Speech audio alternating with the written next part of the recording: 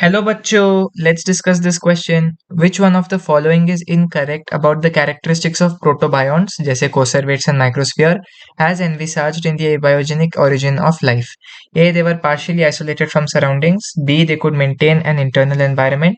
C. They were able to reproduce sexually. या D. They could separate combinations of molecules from the surrounding. इस question को solve करने का जो की कॉन्सेप्ट है वो है आपके non cellular forms of life के बारे में जानना. नॉन सेल्यूलर फॉर्म्स ऑफ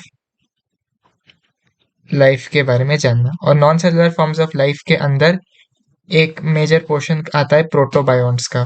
और प्रोटोबायोन्ट्स में जैसे आपके माइक्रोस्फीयर्स हो गए, कोसर्वेट्स हो गए. तो प्रोटोबायोन्ट्स के कुछ कैरेक्टरिस्टिक फीचर्स क्या थे? वो पार्शियली आइसोलेटेड थे from surroundings. Partially isolated from surroundings, mostly colloidal nature के थे. पार्शियली आइसोलेटेड फ्रॉम सराउंडिंग्स, वो मोस्टली कोलॉइडल नेचर के थे.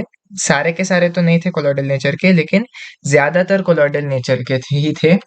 उसके बाद वो अपना कुछ हद तक, टू एन एक्सटेंट, वो एक इंटरनल एनवायरनमेंट मेंटेन कर सकते हैं.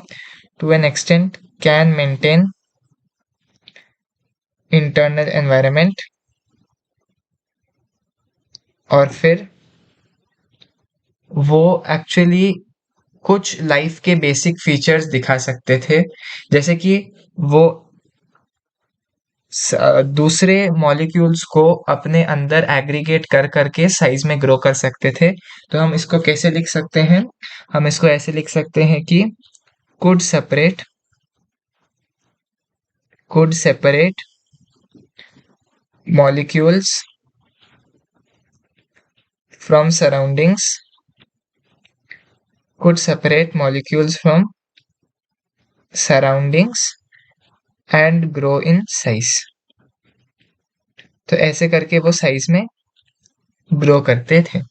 और लास्ट स्टेटमेंट क्या है कि वो जब एक पर्टिकुलर साइज रीच कर जाए ना, आफ्टर रीचिंग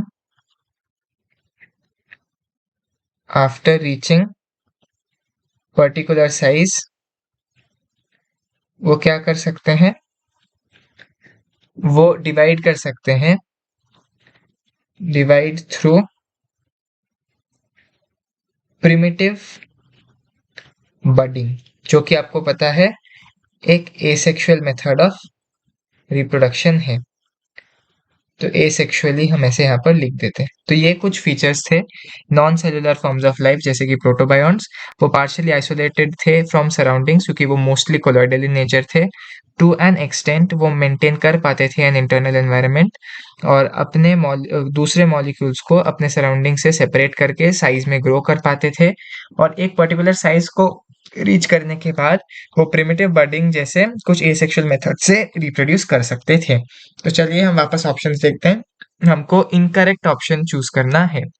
ए है पार्शियली आइसोलेटेड फ्रॉम सराउंडिंग्स, ठीक है. बी है कुड मेंटेन इंटरनल एनवायरनमेंट, ये भी ठीक है. C they were able to reproduce sexually, ये गलत हो गया क्योंकि ये सेक्सुअली होना चाहिए. D they could separate combinations of molecules from surrounding, ये ठीक है क्योंकि इसी के तहत वो ग्रो करते थे. So the correct option to this question is option C. They were able to reproduce sexually. Hope you have understood it well. All the best.